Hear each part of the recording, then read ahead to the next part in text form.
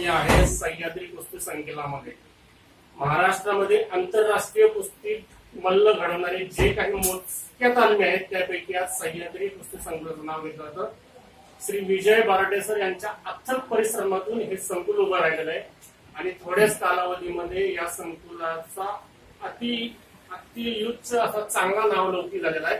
साधारणतः 200 ते 250 मल्ल या ठिकाणी सराव करतात आणि देश पातळीवर या ठिकाणी नाव गाजवायचा त्यांचा प्रयत्न आहे. आज माझ्यासोबत एक चांगला मल्ल युवा महाराष्ट्र केसरी पहिल्यांदा विष्णू कोस आहे. विष्णू, तुझा हार्दिक शुभेच्छा तुला. विष्णूचा आज वाढदिवस आहे आणि त्या वाढदिवसानिमित्त सर्व पैलवान मंडळी त्याचा मित्रगण या ठिकाणी जल्लोष करायसाठी जमलेला आहे. विष्णू, तुला पहिला प्रश्न असा आहे, अतिशय प्रतिकूल परिस्थिती मधून तो पुढे आला. आता नुकताच तू युवा महाराष्ट्र केसरी पुरस्कार मिळवला. जेव्हा तू कुस्ती क्षेत्रामध्ये सुरुवात केली तुला असं वाटलं होतं की मला हे यश मिळेल म्हणून? निश्चितच स्वप्न कुस्ती क्षेत्रात येताना घरची परिस्थिती पाहून स्वप्न जास्त मोठे ठेवलेले नव्हते, परंतु वडिलांची आणि भावांची जी साथ होती त्यांनी आणि मेहनतीने निश्चितच प्रत्येक दिवशी किंवा प्रत्येक वेळेस नवीन नवीन यशाचे शिखर भेटत आहे. धन्यवाद. पण विष्णू, खरं तर कुस्ती सैन्य ह्या ज्या काही ठराविक गोष्टी आहेत की त्या खरं तर आर चालतात. म्हणजे सैन्य सीमेवर ज्यावेळेस लढू शकतो त्यावेळेस त्याच्या अंगामध्ये ताकद आहे, त्याच्या बाहूमध्ये ताकद आहे. तसंच कुस्ती क्षेत्र आहे, कुस्ती क्षेत्रामध्ये आहार प्रचंड लागतो, मेहनत प्रचंड लागते. खरं तर प्रतिकूल परिस्थितीमधून येताना तुला या अडचणी जाणवल्या का सुरुवातीला? तशा अडचणी मला सुदैवाने कोणती जाणवली नाही, कारण की पितामह भीष्मासारखे माझा मोठा भाऊ आर्गत असताना त्याने माझ्यासाठी वाटेल ती मदत आणि त्याग ती जीवनामध्ये भरपूर घेतलं, त्यामुळे कधीच अडचण जाणवली. विष्णू, खरं तर आताचा जो हंगाम झालाय त्या हंगामामध्ये जे काही नामांकित मल्ल होते त्यामध्येच आता त्या पंक्तीमध्येच तो येऊन बसलेला आहे. खरं तर तुझं वय कमी आहे, म्हणजे या वयामध्ये इतर तरुण वेगळे धोके पत्करतात, पण तू कुस्ती सारखा सकारात्मक धोका पत्करलेला आहे आणि तू प्रतिस्पर्धेची चांगली लढत पण देतोय. तर भविष्यामध्ये आता खरं तर हा हंगाम विचार केला तर तो मैदानी कुस्तीवर जास्त भर दिलेला आहे, पण आंतरराष्ट्रीय पातळीवर जर विचार केला तर गादीवरची कुस्ती पण तितकीच महत्वाची. गादीवरच्या कुस्तीचा तुझा कसा सराव चाललेला आहे? तसं तर मी मॅटवरतीच प्रॅक्टिस करत असतो. माझा हा पहिला सीझन होता. साधारणतः माझं 3 वर्ष खांद्याच्या दुखापतीमध्ये गेले, त्यामध्ये रिकवर होऊन मी माझं प्रॅक्टिस मध्ये आहे. माझं काहीतरी अस्तित्व हे दाखवण्यासाठी मी हा हंगामामध्ये सर्वत्र कुस्ती केलेल्या आहेत आणि त्यासाठी माझं मॅचचा सराव पण त्यासोबत चालूच आहे. भविष्यामध्ये तुझं आता पुढे काय ध्येय असणार आहे? युवा महाराष्ट्र केसरीचं किताब मिळालेला आहे, त्याच्यामुळे तुझं मनोबल निश्चित चांगलं वाढलेलं आहे. तुला जे काही प्रशिक्षण आहे तेही तुला अतिशय उत्तम प्रशिक्षण देत आहे. तर भविष्यामध्ये आता यापुढे तू काय ठरवलेलं आहे आणि त्याच्यात कशा पद्धतीने तू सराव करतोय? भविष्यामध्ये महाराष्ट्र केसरीचं टायटल सिनियर नॅशनलला मिळेल आणि कॉमनवेल्थसाठी मिळेल, या तालमीसाठी मिळून द्यायचं आणि भारतासाठी मिळेल म्हणून द्यायचं ही इच्छा आहे.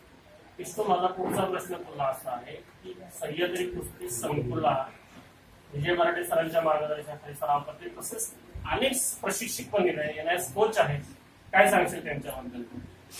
असं सांगेल की पूर्ण भारत आम्ही प्रॅक्टिससाठी फिरलेलो आहे की 8-9 वर्ष झाले प्रॅक्टिस करतो आणि या सह्याद्री कुस्ती संकुल सारखं संकुल पूर्ण भारतात कुठेही नाही आणि स्वतः आपल्या घरच्यांसारखं वातावरण आणि स्वतः जातीने लक्ष देणारे कोचेस आणि वस्तात भेटले याचा निश्चितच अभिमान.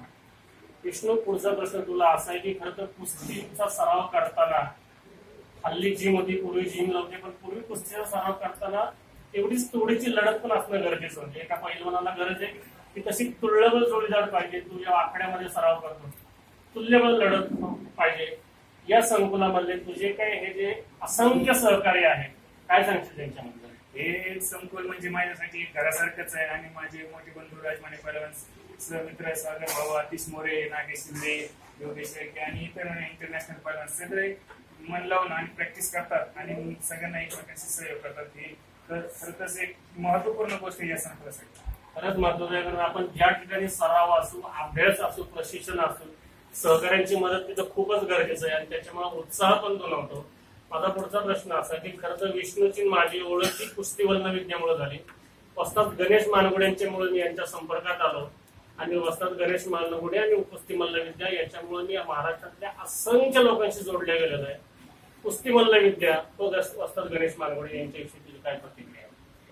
जसं गणेश मालनगुडेविषयी बोलायचं झालं तर शब्दच अपुरे पडतील. एक कुस्तीला जसं म्हणत होतो आपण की क्रिकेट घराघरात का पोहोचलं कॉमेंट्रीमुळे, तसं शंकरांना कुस्तीचे भीष्माचार्य किंवा जिथे मैदानात लोक उपस्थित होते तितक्या लोकांपर्यंत शंकरांना कुस्ती त्यांच्या मनामध्ये पोहोच करायचे.